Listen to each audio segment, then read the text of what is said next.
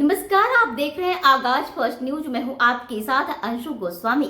राष्ट्रपति द्रौपदी मुर्मू के द्वारा 76वें गणतंत्र दिवस के अवसर पर राष्ट्रीय ध्वज फहराना एक ऐतिहासिक और गौरवपूर्ण पल था। ये क्षण न केवल भारतीय गणराज्य की स्वतंत्रता और संप्रभुता का प्रतीक था, बल्कि भारतीय नागरिकों की एकता और समर्पण को भी दर्शाता है। ध्वजा फहराने के बाद राष्ट्रगान और 21 तोपों की सलामी का आयोजन समारोह की भव्यता और सम्मान को और भी बढ़ा देता है, जो कि देश के प्रति श्रद्धा और सम्मान को प्रकट करता है। राष्ट्रपति द्रौपदी मुर्मू और इंडोनेशिया के राष्ट्रपति प्रबोवो सुबियांटो का 76वें गणतंत्र दिवस समारोह में कर्तव्य पथ पर एक साथ पहुंचना ऐतिहासिक क्षण था। इस वर्ष राष्ट्रपति सुबियांटो मुख्य अतिथि के रूप में समारोह में शामिल हुए, जो कि भारत और इंडोनेशिया के बीच मित्रता और सहयोग के महत्वपूर्ण प्रतीक के रूप में देखा गया। ये दिखाता है कि दोनों देशों के बीच में राजनीतिक और सांस्कृतिक रिश्ते कितने मजबूत और सुदृढ़ हैं। मुख्य अतिथि के रूप में राष्ट्रपति सुबियांटो का भाग लेना विशेष रूप से महत्वपूर्ण है, क्योंकि ये भारत और इंडोनेशिया के द्विपक्षीय संबंधों को और भी प्रगाढ़ करता है।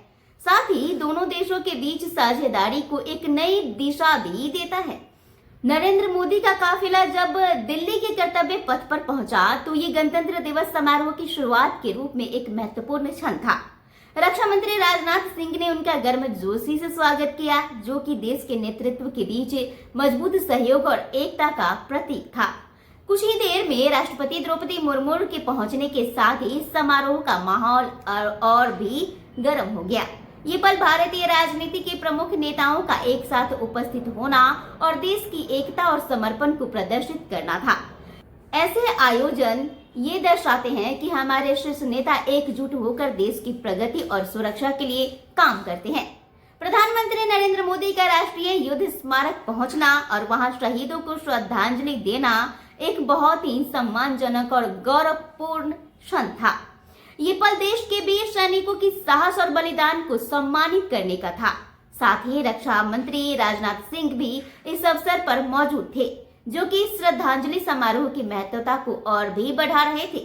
तो वहीं प्रधानमंत्री मोदी ने इस समारोह पुस्तिका पर हस्ताक्षर किए, जो कि इस ऐतिहासिक दिन की याद में एक महत्वपूर्ण दस्तावेज बन गया। और ये दिन विशेष रूप से महत्वपूर्ण था, क्योंकि भारत अपना 76वां गणतंत्र दिवस मना रहा था, और ऐसे मौके पर शहीदों को याद करना हमारे राष्ट्रीय गौरव और स्वतंत्रता संग्राम के प्रति सम्मान को प्रदर्शित करता है। ये श्रद्धांजलि समारोह हर भारतीय के दिलों में देशभक्ति और बलिदान की भावना को प्रज्वलित करता है। तो वहीं रक्षा मंत्री राजनाथ सिंह ने 76वें गणतंत्र दिवस के अवसर पर दिल्ली स्थित अपने आवास पर राष्ट्रीय ध्वज फहराया, जो कि देशभक्ति और समर्पण का प्रतीक था।